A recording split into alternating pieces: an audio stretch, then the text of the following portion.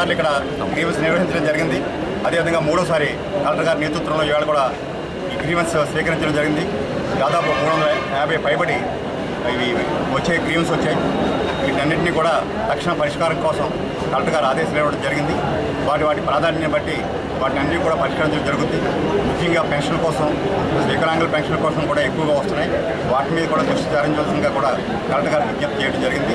అవన్నీ కూడా త్వరలోనే స్పెషల్ డ్రైవ్ పెట్టి ఈ పెన్షన్లో కూడా ప్రత్యేక కార్యక్రమం చేద్దామని చెప్పి కలెక్టర్ గారు చెప్పారు.